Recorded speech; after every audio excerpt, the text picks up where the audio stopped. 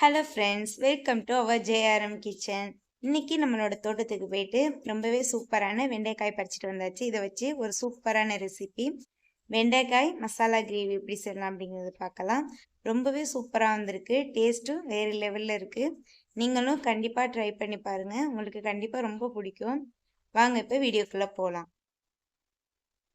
First வெண்டைக்காய் எடுத்துகிட்டு மேல் பகுதியை கட் பண்ணிவிடுவோம். அது கொஞ்சம் நீளமாகவே கட் பண்ணிடலாம். அதாவது ஒரு வெண்டைக்காவை 2 பீஸாக போட்டுடலாம். இது மாதிரி இந்த சைஸில் இருந்தால் போதுமானது. இதே மாதிரி கட் பண்ணும்போது நமக்கு கரெக்டான சாப்பிட்றதுக்கும் நமக்கு கரெக்டாக இருக்கும். இப்போ நம்ம வீட்டிலே காய்ச்சதுனால இதில் ஒரு பூச்சி கூட இருக்காது. ரொம்பவே சூப்பராக இருக்கும். இப்போ நமக்கு வெண்டைக்காய் கட் பண்ணி ரெடியாக இருக்குது. பாத்திரம் அடுப்பில் வச்சுட்டு சூடானதுக்கு அப்புறம் அதில் எண்ணெய் சேர்த்துருவோம். எண்ணெய் ஒரு 3 ஸ்பூன் கிட்ட சேர்த்தா போதும்.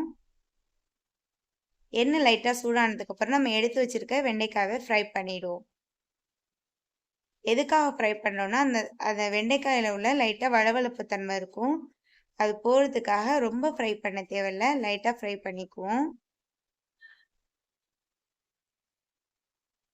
ஒரு 2 மினிட்ஸ் கிட்ட இது லைட்டாக சிம்மிலே வச்சு ஃப்ரை பண்ணி எடுத்துக்குவோம். அப்போ தான் வெண்டைக்காயில் உள்ள வளவளப்பு தன்மை போய் லைட்டாக வெந்திருக்கும்.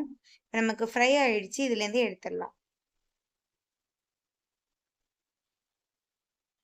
இப்போ நம்ம வெண்டைக்காய் எண்ணெயிலேருந்து எடுத்தாச்சு. அதே எண்ணெயிலேயே 2 பெரிய வெங்காயம் நீளமாக கட் பண்ணி வச்சுருக்கோம். அதை சேர்த்துடலாம். இது லைட்டாக ஒரு பொன்னிறமாக வர வரைக்கும் வதக்கி விட்டுக்கலாம்.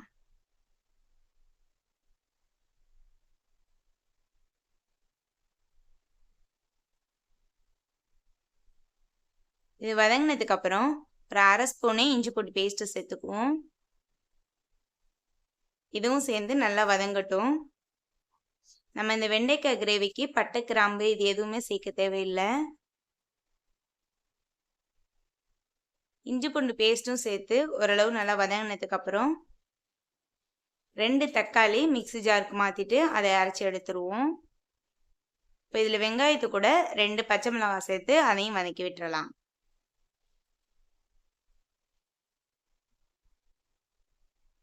இப்போ நம்ம அரைச்சி எடுத்த தக்காளி பேஸ்ட்டை இதில் சேர்த்துருவோம். இதே சேர்த்து நல்லா வதக்கலாம்.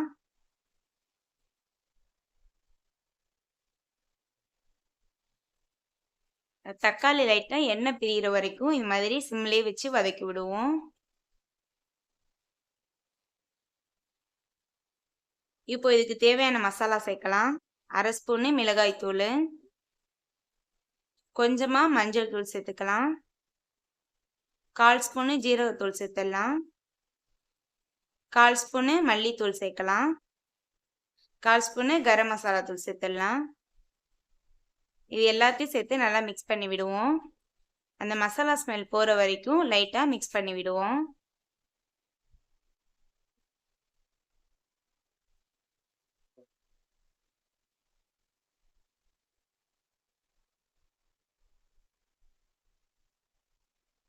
இப்போ இதுக்கு தேவையான அளவு கல் உப்பு சேர்த்து தண்ணி ஊற்றிக்கலாம். தண்ணி ஒரு டம்ளர் ஊற்றினா போதுமானது. லைட்டாக மிக்ஸ் பண்ணி விட்டு இது கொதிக்க விடுவோம்.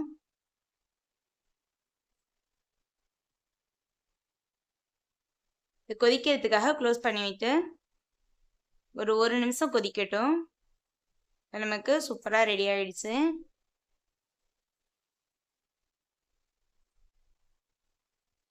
ரொம்பவே ஃபாஸ்ட்டாக இந்த வெண்டைக்காய் கிரேவி செய்யலாம். ரொம்ப டேஸ்ட்டாக இருக்கும். இப்போ நமக்கு இது கொதித்து மசாலா ஸ்மெல்லாம் போனதுக்கப்புறம் நம்ம எடுத்து வச்சுருக்க வறுத்த வெண்டைக்காயை சேர்த்துடலாம். இது மாதிரி லைட்டாக மிக்ஸ் பண்ணி விடுவோம்.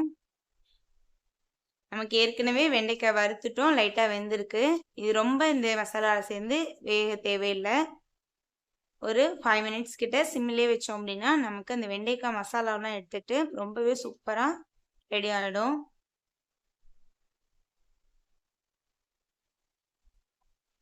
லாஸ்ட்டாக கொஞ்சமாக ஒரு கைப்பிடி அளவுக்கு உடைச்ச முந்திரி பருப்பு எடுத்துட்டேன்.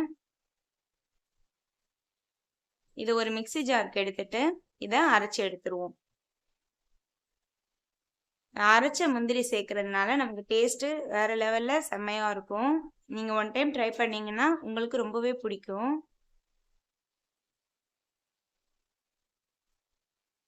வெண்டைக்காய் வெந்து ரெடி ஆனதுக்கு அப்புறம் லாஸ்ட்டாக நம்ம அடைச்சி வச்சிருக்க முந்திரி பருப்பை இதில் சேர்த்துடலாம். கொஞ்சமாக தண்ணி அலசி அதையும் சேர்த்துக்குவோம். நமக்கு சூப்பரான வெண்டைக்காய் கிரேவி ரெடி ஆயிடுச்சு.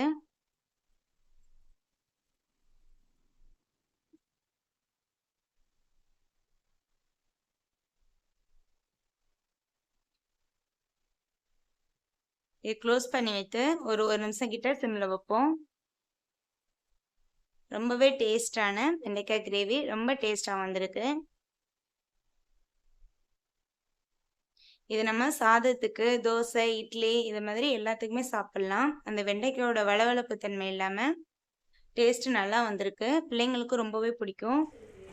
இந்த வீடியோ உங்களுக்கு யூஸ்ஃபுல்லாக இருக்கும்னு நினைக்கிறேன். இந்த வீடியோ உங்களுக்கு பிடிச்சிருந்துச்சி அப்படின்னா மறக்காமல் லைக் பண்ணுங்கள். உங்களோட ஃப்ரெண்ட்ஸ் அண்ட் ஃபேமிலி மெம்பருக்கும் ஷேர் பண்ணுங்கள். அண்ட் கண்டிப்பாக சப்ஸ்கிரைப் பண்ணுங்கள். அப்போ தான் என்னோடய எல்லா வீடியோவும் உங்களுக்கு நோட்டிஃபிகேஷனில் வரும்.